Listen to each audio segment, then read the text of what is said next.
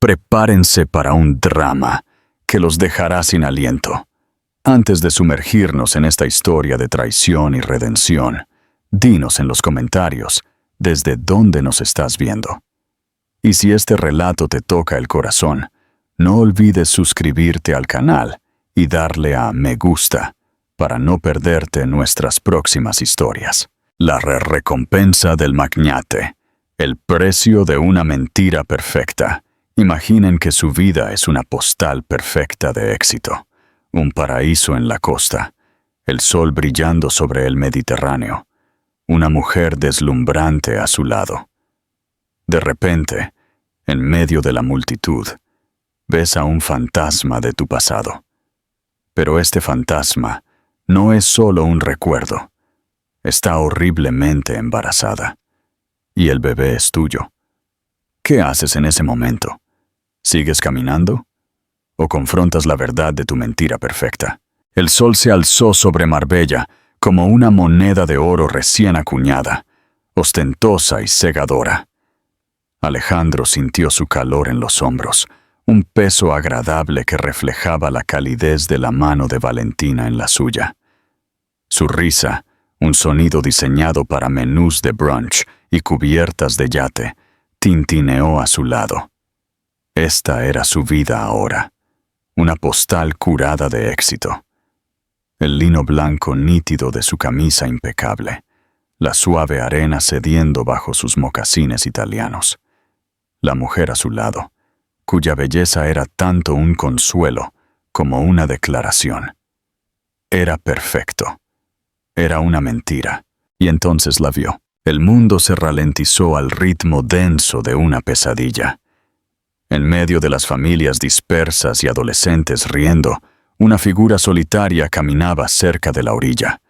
Su embarazo era inconfundible, una curva orgullosa y desafiante contra el azul infinito del Atlántico.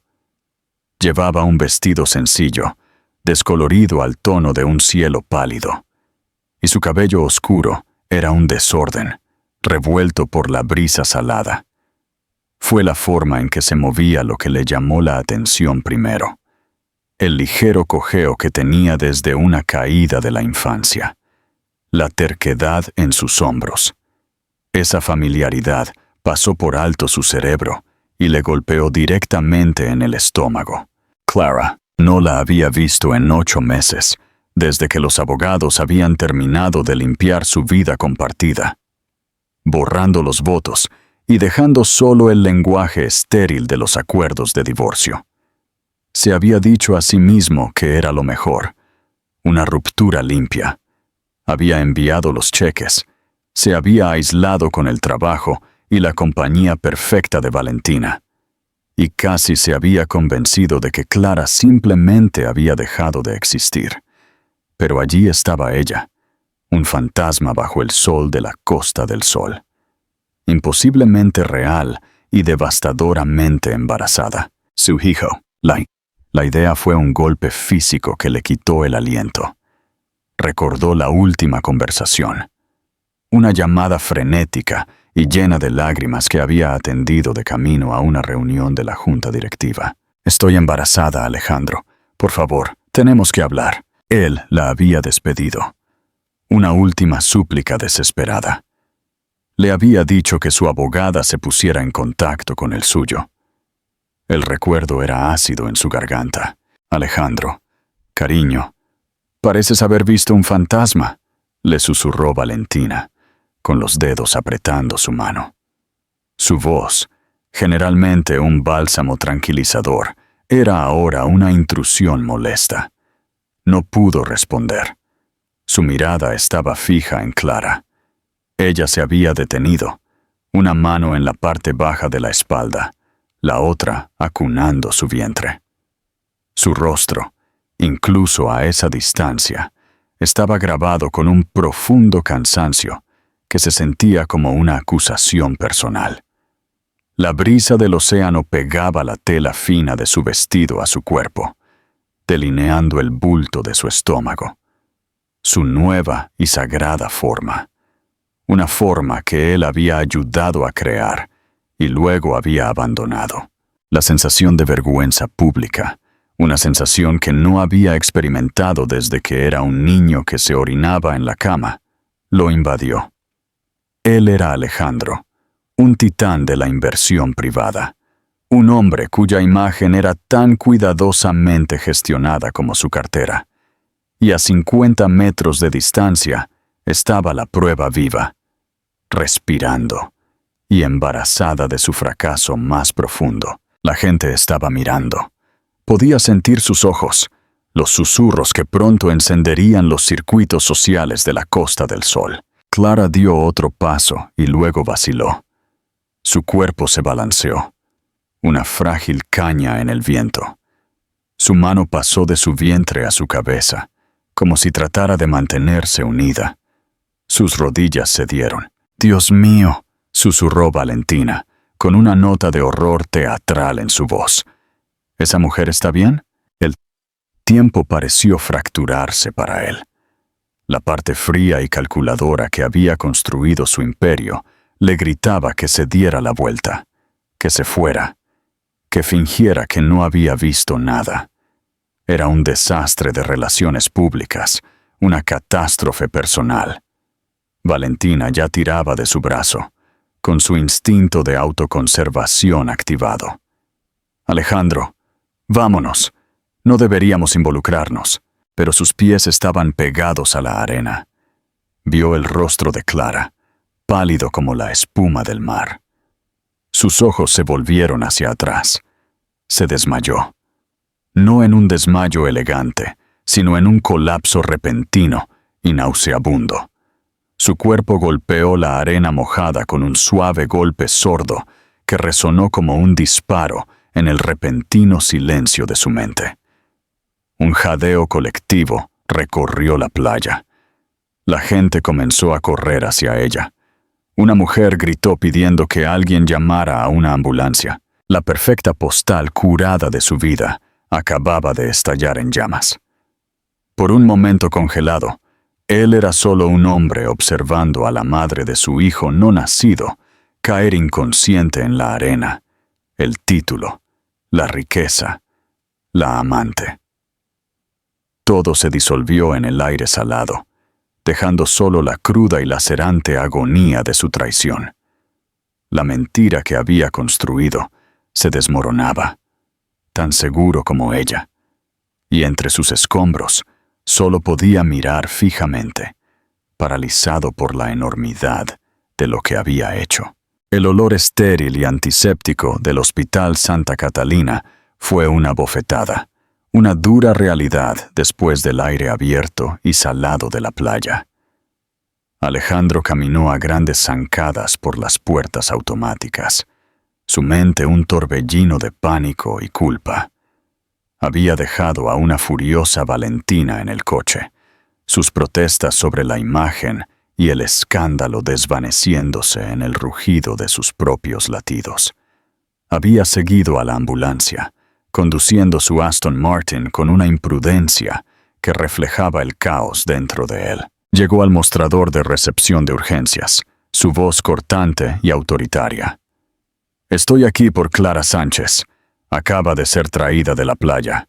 La recepcionista, una mujer robusta y de ojos cansados llamada Marga, levantó la vista de su ordenador, sin impresionarse por su traje a medida ni por la urgencia en su tono. «¿Es usted familiar?». La pregunta flotó en el aire, una simple pregunta burocrática que lo cortó hasta el alma. Vaciló. «Soy su ex esposo». Las palabras sabían a ceniza. Los dedos de Marga teclearon en el teclado. «Su contacto de emergencia es un Daniel Espinosa. Viene de camino».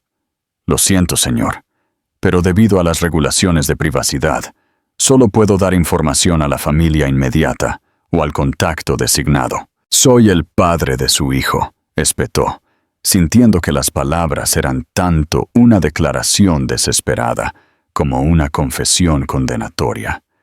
La expresión de la mujer no se suavizó. Si acaso, un destello de desaprobación cruzó su rostro. «Eso no cambia el papeleo, señor. Tendrá que esperar en la sala de espera designada».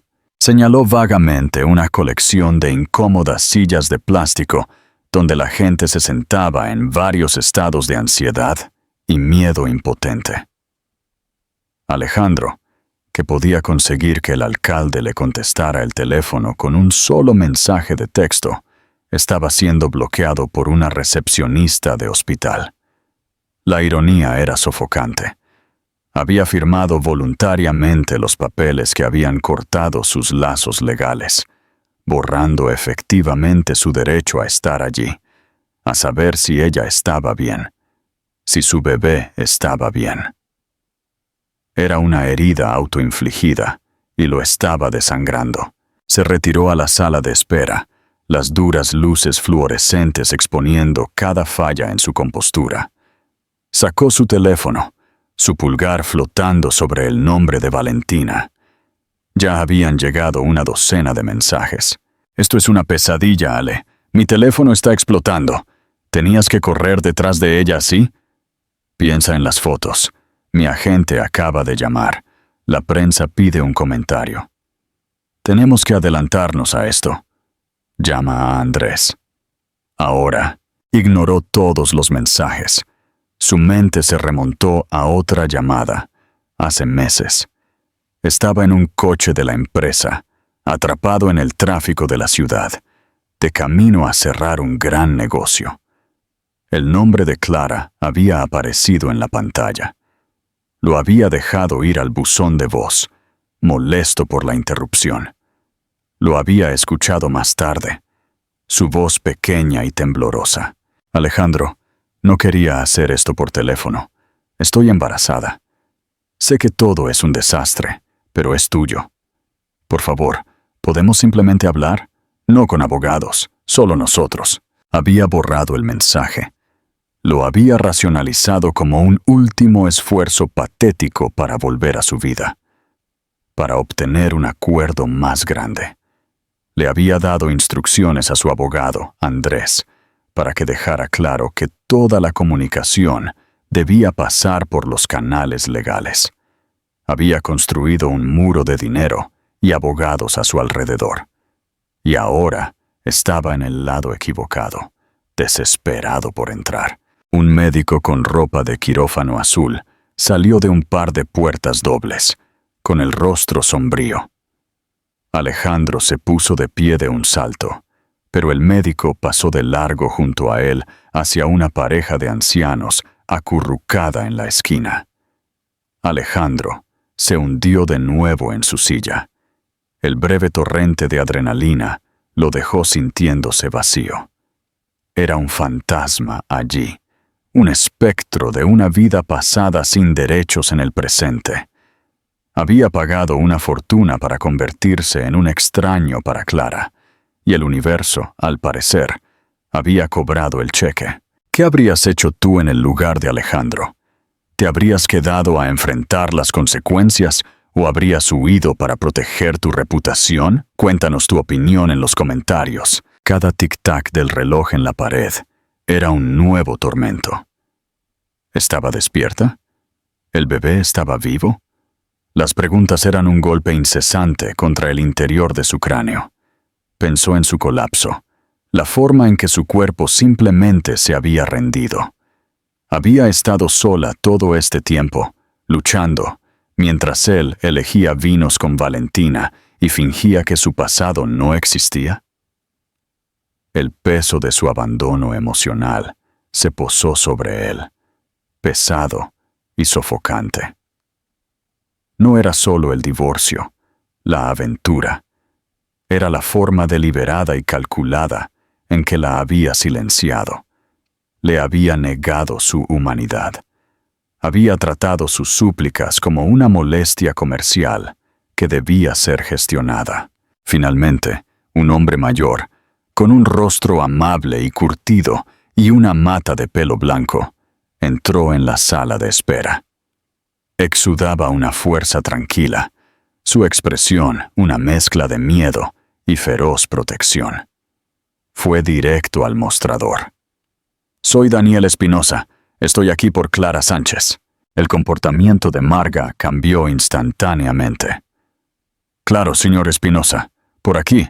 El doctor Prieto lo espera para hablar con usted. Mientras Daniel pasaba, sus ojos se encontraron con los de Alejandro.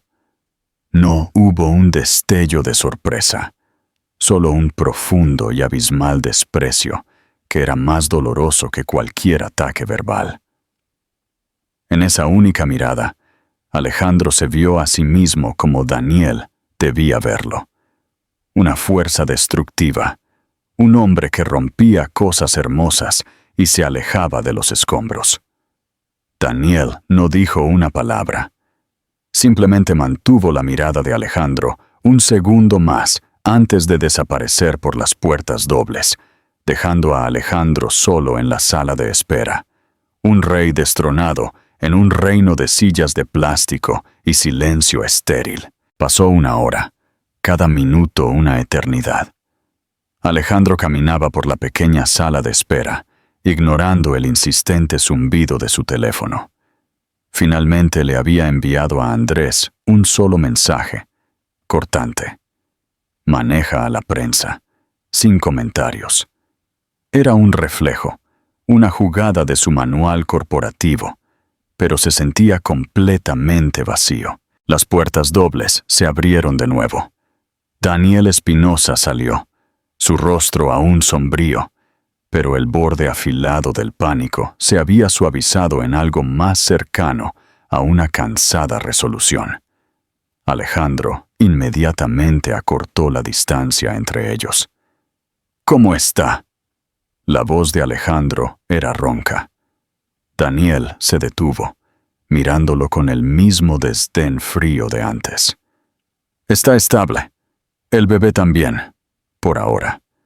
Deshidratación severa, agotamiento y un pico en su presión arterial. El médico lo llamó una advertencia preeclámptica. La mantendrán en observación».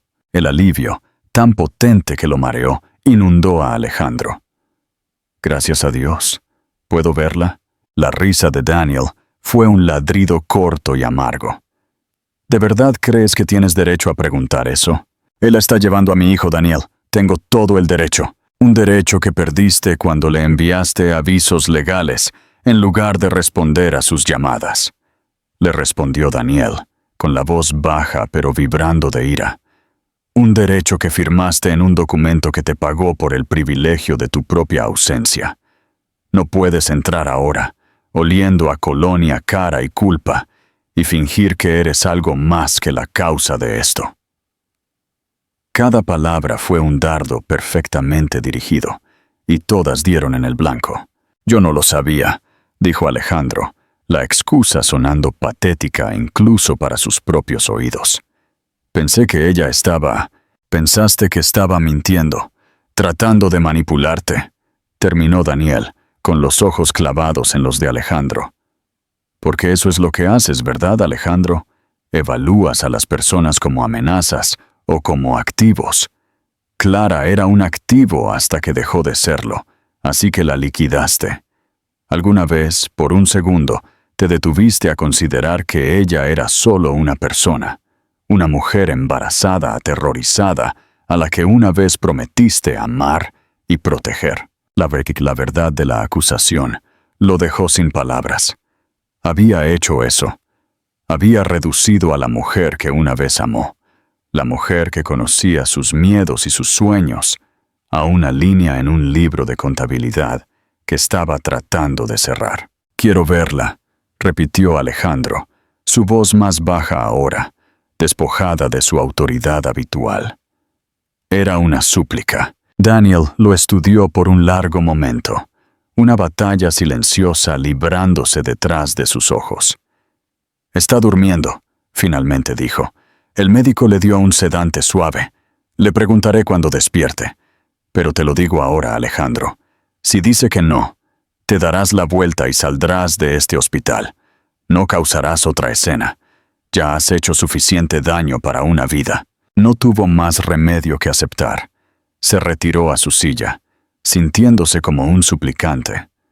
Pasó otra hora.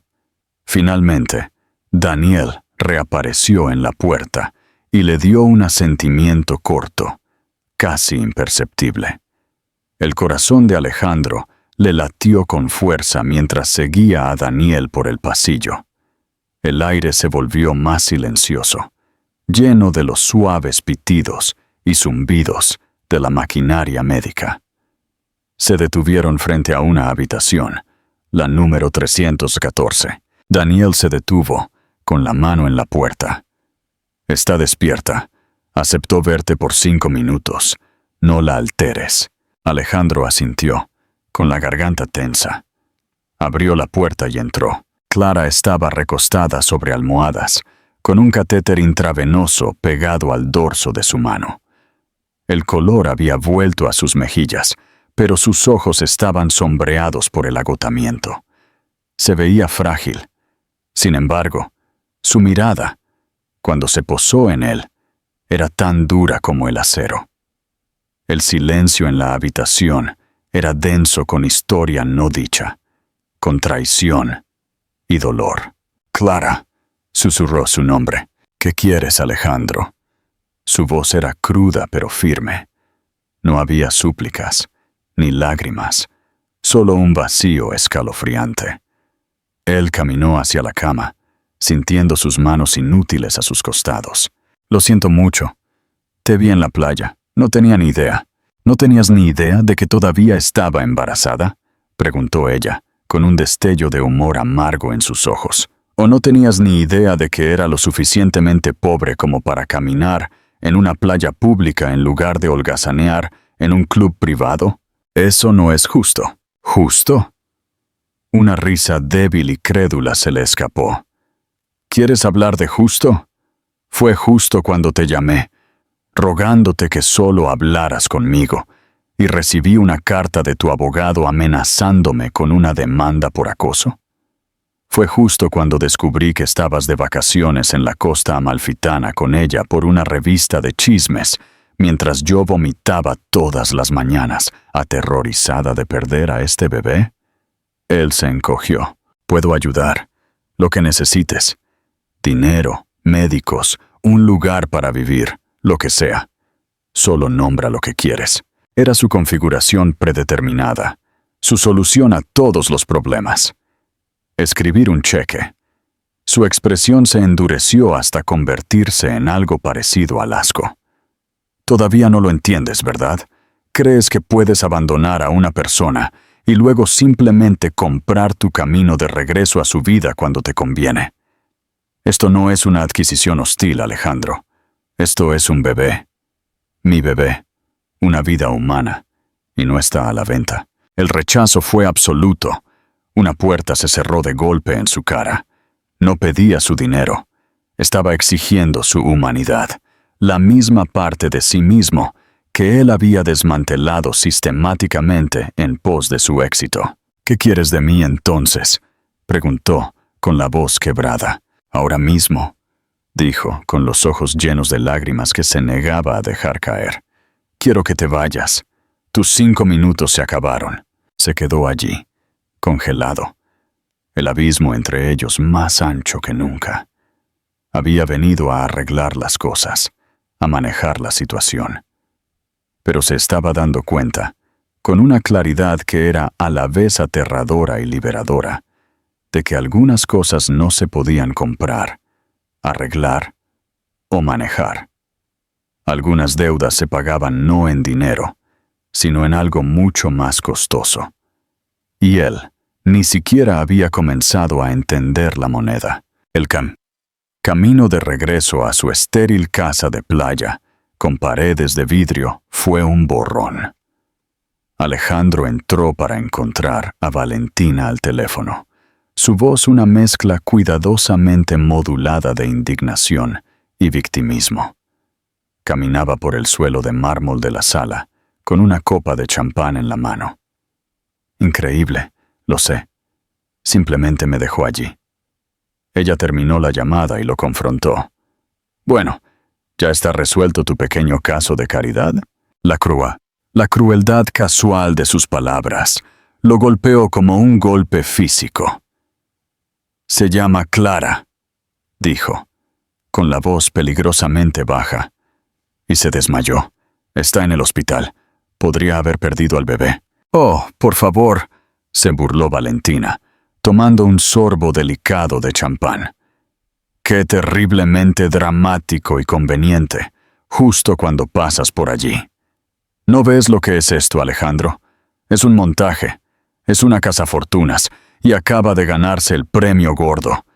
La prensa va a tener un día de campo con la historia de la pobre exesposa embarazada que se desmaya a los pies del millonario desalmado y su nueva novia. No es una historia, Valentina, es mi vida, es nuestra vida, espetó ella, su compostura finalmente resquebrajándose.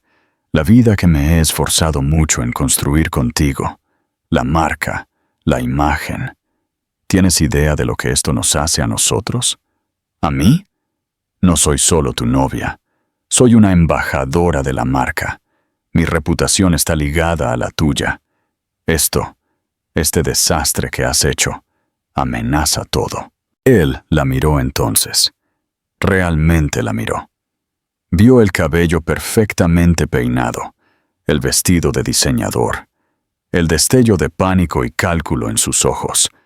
La había elegido porque era fácil, era sencilla, un hermoso accesorio, que no pedía nada más de lo que su dinero podía proporcionar. Era la antítesis de Clara, que lo había desafiado, que había exigido su corazón, su atención, su alma. Había huido de esa complejidad a esta jaula dorada y vacía. Esto no se trata de una marca, dijo, la comprensión amaneciendo en él con una claridad enfermiza. Se trata de un niño, mi hijo. El rostro de Valentina se torció en una máscara de furia y miedo. ¿Así que es eso? ¿Vuelves corriendo a ella? Después de todo lo que he hecho por ti, de haberte apoyado en ese feo divorcio, de haberte ayudado a reconstruir tu imagen. Me ayudaste a construir una mentira, respondió, con las palabras amargas, y acaba de colapsar en una playa. Ella se acercó a él, con los ojos ardiendo. Tienes que manejar esto, Alejandro. Tienes que silenciarla, pagarle. Que firme un acuerdo de confidencialidad tan estricto que ni siquiera pueda susurrar su propio nombre. Si no lo haces, envenenará todo. Es una amenaza para nosotros, para mí. Y tienes que decidir a quién vas a proteger. La amenaza era clara. No se trataba solo de relaciones públicas. Se trataba de su posición, su seguridad. Clara y el bebé eran una amenaza existencial para el mundo que Valentina había construido con tanto cuidado. Nunca fuiste más que una distracción para mí, dijo. Las palabras tan crueles como verdaderas. Y la distracción ha terminado. Colgó el teléfono, con la mano temblando. La furia se desvaneció, reemplazada por un miedo frío y enfermizo. Pensó en Clara, sola en su pequeño apartamento, probablemente viendo este artículo en ese mismo momento. Esta humillación pública, este ataque vicioso, estaba sucediendo por su culpa. Él había traído a Valentina a su vida, y al hacerlo, había traído esta plaga sobre Clara. Había terminado con Valentina, pero el daño ya estaba hecho. Finalmente había quemado el puente hacia su pasado, pero al hacerlo, había prendido fuego al mismo terreno donde intentaba construir una nueva base. ¿Cómo se reconstruye la confianza después de una traición tan devastadora y una humillación pública? ¿Es siquiera posible? Cuéntanos tu opinión en los comentarios. La llamada a Clara fue la más difícil que jamás había hecho. Esperaba gritos, lágrimas, acusaciones. Obtuvo algo mucho peor, un agotamiento tranquilo y profundo. Lo vi, Alejandro, dijo ella antes de que él pudiera siquiera disculparse. Su voz era plana, vacía. Un amigo del trabajo me envió el enlace. Felicidades. Has logrado pintarme como una zorra manipuladora y adúltera para todo el mundo. Clara, lo siento mucho. Fue Valentina. He terminado con ella. Se acabó. Juro que no tuve nada que ver con eso. No importa si lo hiciste o si simplemente te quedaste de brazos cruzados y lo permitiste, respondió, con la voz quebrada por un dolor que lo cortó hasta el alma. El resultado es el mismo. Mi nombre es Lodo. Mi foto está en todas partes. La gente que conozco me mira de manera diferente. ¿Tienes idea de lo que se siente? Él no la tenía. Siempre había sido él quien controlaba la narrativa, el que pagaba a los publicistas para que dieran forma a su imagen. Nunca había estado en el extremo receptor de una disección pública. Arreglaré esto, prometió, volviendo a los viejos instintos. Le diré a Andrés que emita un comunicado. Te mandaremos al blog por difamación. Gastaré lo que sea necesario para limpiar tu nombre. No, dijo ella, con la voz firme. No más comunicados. No más abogados. No más batallas públicas. Ese es tu mundo, Alejandro, no el mío. Cada vez que intentas arreglar las cosas, solo haces un desastre más grande. Solo aléjate de mí. Por favor, no puedo más con esto. Necesito protegerme. Necesito proteger a este bebé. Colgó el teléfono. La finalidad en su voz era absoluta. Había sido completamente excluido. Durante la primera semana, él respetó su petición. Fue una agonía. Se sentía como una extremidad fantasma, una parte amputada de una familia a la que estaba desesperado por unirse. El silencio era un rugido en sus oídos. Le dio instrucciones a Andrés para que emitiera un único y lacónico comunicado. La historia es una fabricación maliciosa. El señor Medina tiene el máximo respeto por su exesposa, la señora Sánchez, y pide que los medios respeten su privacidad en este momento. Y también hizo que su equipo legal enviara una carta de cese y desistimiento, tan amenazante que el blog se retractó de la historia en cuestión de horas. Pero el daño ya estaba hecho. La mentira estaba ahí, viviendo en los feeds de las redes sociales y en las mentes de extraños. Se dio cuenta de que ella tenía razón.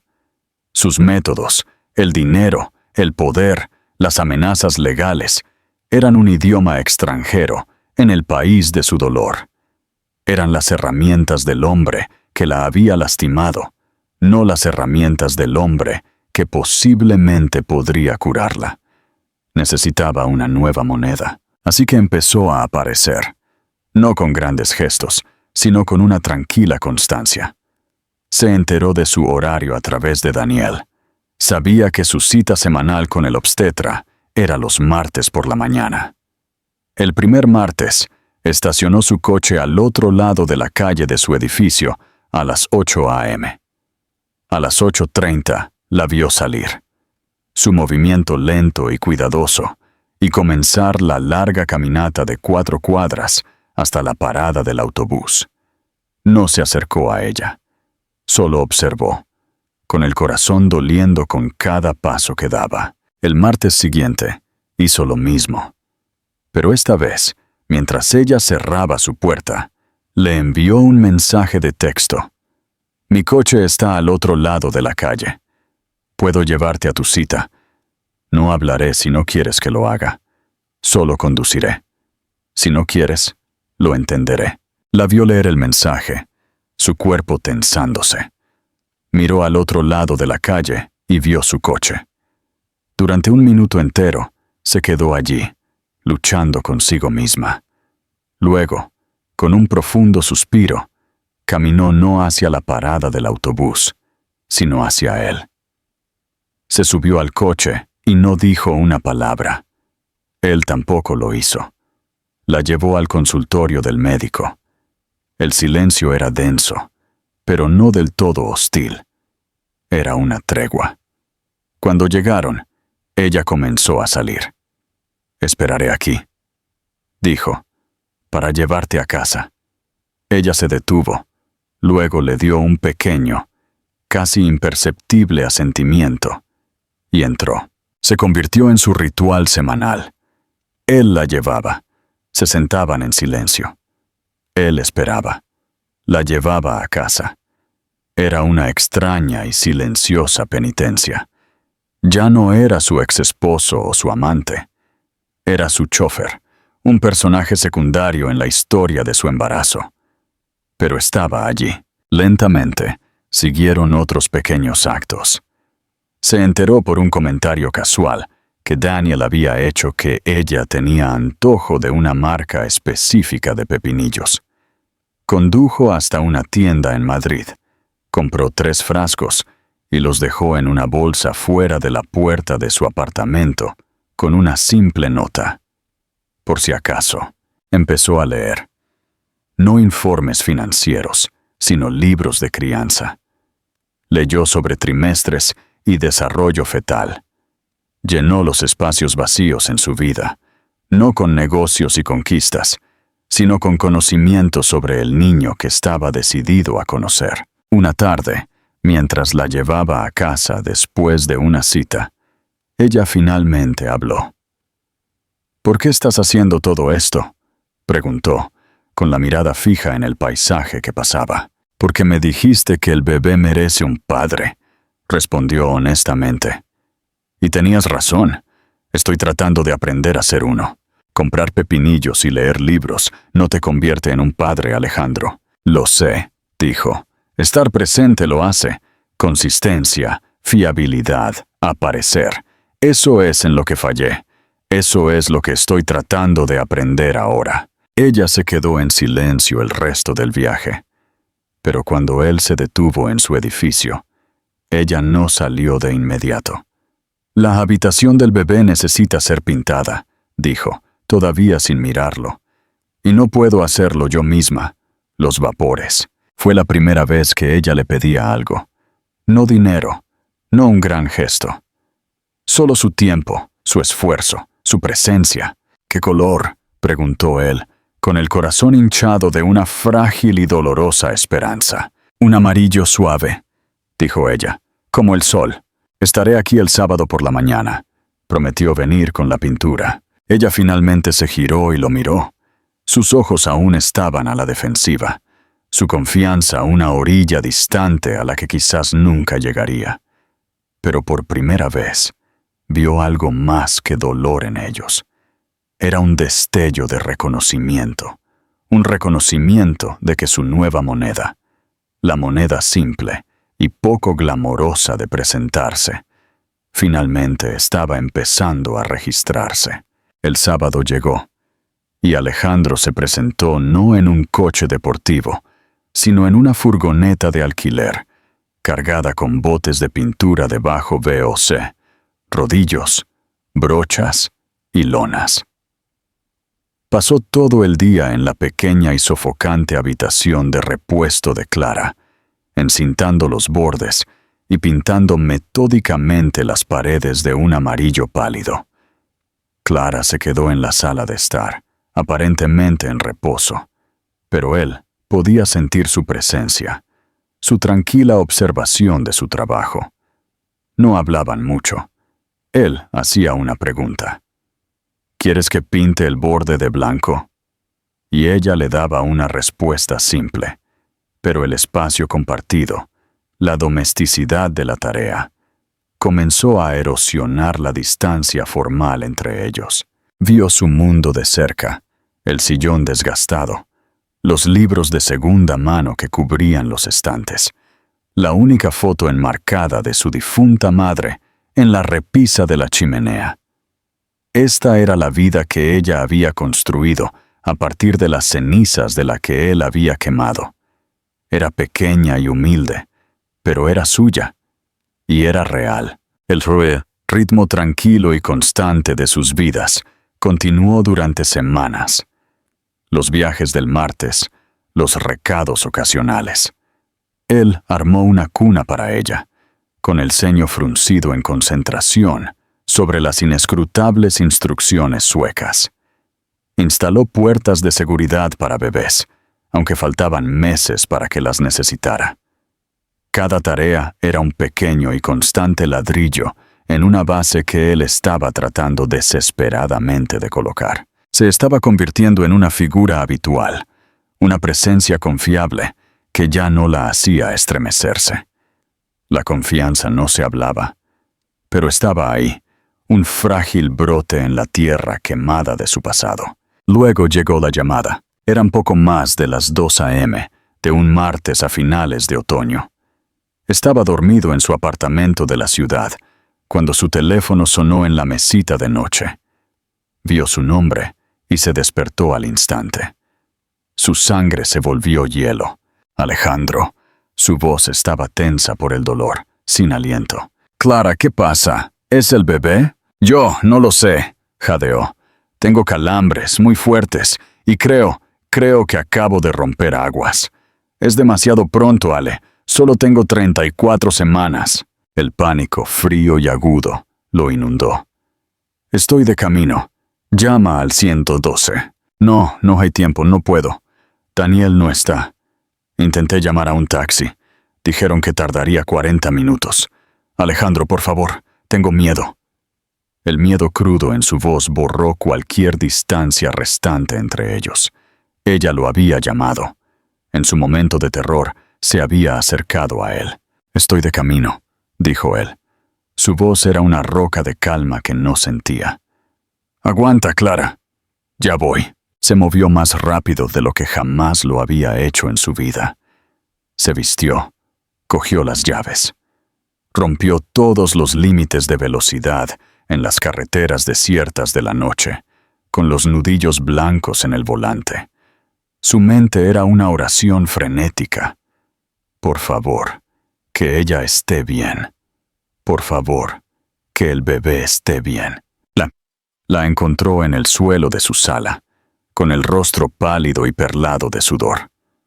Con cuidado, la ayudó a ponerse de pie. La envolvió en una manta y la llevó en brazos por los 4 tramos de escaleras hasta su coche. El viaje al hospital fue un borrón de luces rojas y sus jadeos agudos y doloridos desde el asiento del pasajero. El personal de urgencias los rodeó en el momento en que se detuvo. Se la llevaron en una camilla, su mano buscando la suya, por un segundo fugaz antes de que desapareciera por las puertas dobles. Y luego se quedó solo de nuevo, de vuelta en la sala de espera, donde esta pesadilla había comenzado meses atrás. Pero esta vez fue diferente. No era un fantasma. Cuando la enfermera vino a pedirle sus datos, él sabía las respuestas. Sabía el nombre de su médico, su fecha de parto, sus alergias. Ahora estaba en su formulario de admisión, justo debajo de Daniel, como su contacto de emergencia. Un pequeño cambio burocrático que se sintió como un cambio sísmico. Pasaron las horas. Llamó a Daniel, que estaba angustiado, y le prometió tomar el primer vuelo de regreso. Él caminaba. Bebía café amargo de una máquina expendedora. Rezó a un Dios en el que no estaba seguro de creer. Finalmente, justo cuando la primera luz gris del amanecer estaba amaneciendo, la doctora Prieto, la misma doctora de antes, apareció. Su rostro estaba cansado, pero tranquilo. «Señor Medina», él buscó su rostro, preparándose para lo peor. «¿Está el bebé?» Clara tuvo un desprendimiento de placenta, probablemente relacionado con su preeclampsia, explicó la doctora. «Fue crítico. Tuvimos que realizar una cesárea de emergencia, pero ahora está estable. Está en recuperación». Se desplomó contra la pared con alivio. «¿Y el bebé?» La doctora Prieto sonrió. «Tiene una hija. Es pequeña. Pesa un poco menos de 2 kilos y está en la UTIN como precaución. Pero respira por sí misma. Es una luchadora, una hija». Las palabras resonaron en lo más profundo de su alma. Tenía una hija. ¿Puedo verlas?, preguntó, con la voz ahogada por la emoción. «¿Puede ver a su hija ahora?», dijo. «Clara saldrá de recuperación en 1 hora más o menos». Siguió a una enfermera a través de un laberinto de pasillos hasta la unidad de cuidados intensivos neonatales. Después de frotarse las manos hasta el punto de la irritación, Lo llevaron a una incubadora pequeña y transparente, y ahí estaba ella, tan diminuta, tan imposiblemente perfecta, con una pequeña mata de cabello oscuro, justo como el de su madre. Estaba conectada a monitores que emitían suaves pitidos, pero su pequeño pecho subía y bajaba con un ritmo constante y determinado. Extendió una mano por la abertura y colocó suavemente un dedo sobre su pequeña mano, que se aferró. Sus dedos increíblemente pequeños se curvaron alrededor del suyo. En ese momento, el mundo entero se desvaneció. El dinero, el poder, los errores, las traiciones. Nada de eso importaba. Todo lo que existía era el abrumador, aterrador e incondicional amor por este pequeño y frágil ser humano. Esta era su hija, su responsabilidad, su redención. No supo cuánto tiempo se quedó allí, simplemente mirándola respirar. Cuando finalmente fue a la habitación de Clara, la encontró despierta, pálida, pero lúcida. Caminó hacia la cama, con el corazón demasiado lleno para las palabras. Ella lo miró, sus ojos llenos del mismo asombro y agotamiento que él sentía. ¿La viste?, dijo Clara, una lágrima rodando por su mejilla. Es perfecta, se las arregló para decir. Es hermosa, como su madre. Se sentó en la silla junto a su cama y por primera vez le tomó la mano. Ella no se apartó. Se sentaron en un silencio compartido y exhausto. Ya no eran ex. Ya no eran adversarios, eran simplemente dos padres, unidos para siempre por un amor feroz y milagroso, por la pequeña que luchaba por su vida, un piso más abajo. La noche más larga de sus vidas había terminado, y en su estela, un nuevo e incierto día estaba amaneciendo. 2 semanas después, la bebé, a quien Clara había llamado Julia, fue dada de alta de la UCIN. El apartamento que él una vez había visto como un símbolo de su lucha era ahora una habitación de bebé, bañada en la suave luz amarilla de las paredes que él había pintado. Estaba desordenado con pañales, biberones y el hermoso caos de una nueva vida. Su nueva realidad era una extraña danza de crianza compartida. No era un romance reavivado. No había grandes declaraciones de amor o perdón. En cambio, sus interacciones se basaban en la logística mundana y esencial de mantener a un pequeño ser humano con vida. Sus conversaciones eran sobre horarios de alimentación, citas con el médico y a quién le tocaba calmar al bebé a las 3 de la p.m. Sin embargo, dentro de esta rutina, algo nuevo estaba echando raíces. Él vio el amor feroz e incansable en la forma en que Clara sostenía a Julia. Las suaves canciones de cuna que cantaba cuando pensaba que nadie estaba escuchando. Y ella lo vio a él.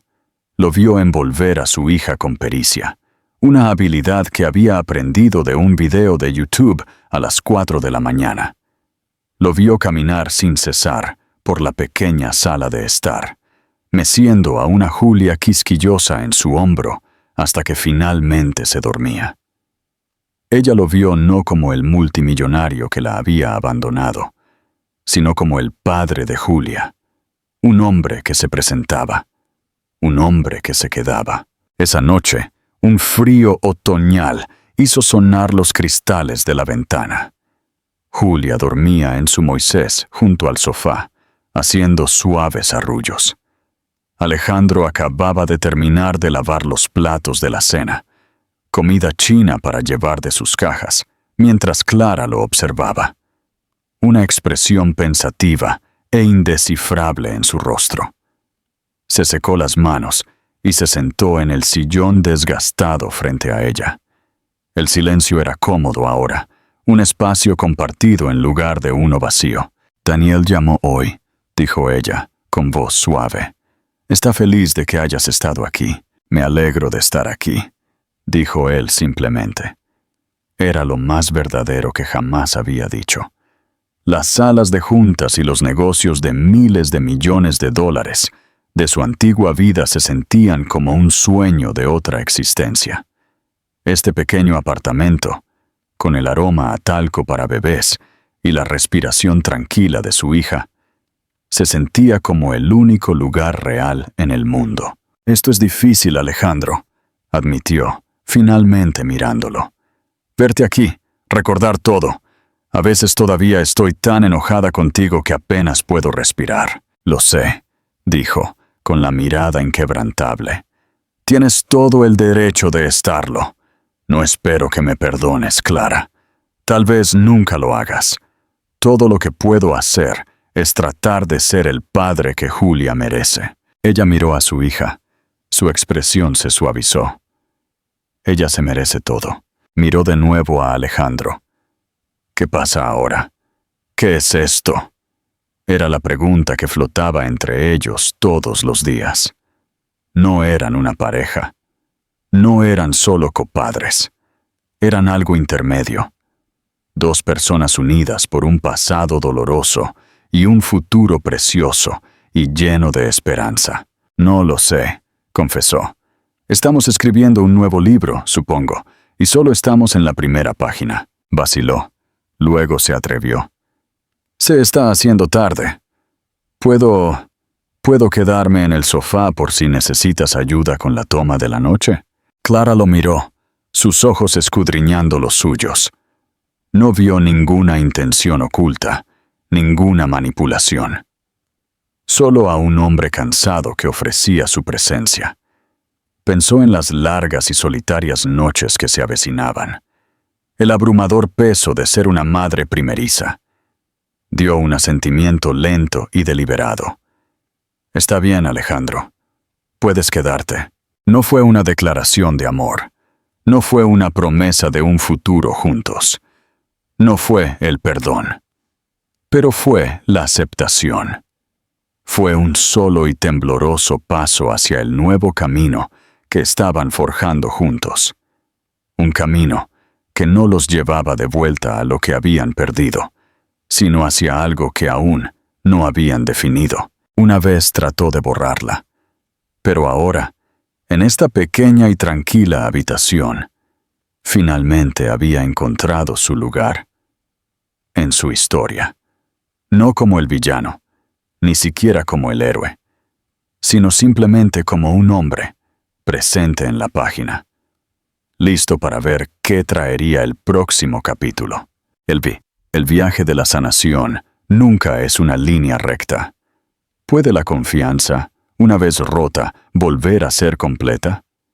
¿Y cómo se ve realmente la redención día a día, en los momentos tranquilos entre las escenas dramáticas? La historia de Alejandro y Clara está lejos de terminar. Si crees en las segundas oportunidades y en el poder de presentarse, déjame saber tu opinión en los comentarios. Y no olvides darle a me gusta a este video y suscribirte para más historias que exploran el complicado y hermoso paisaje del corazón humano.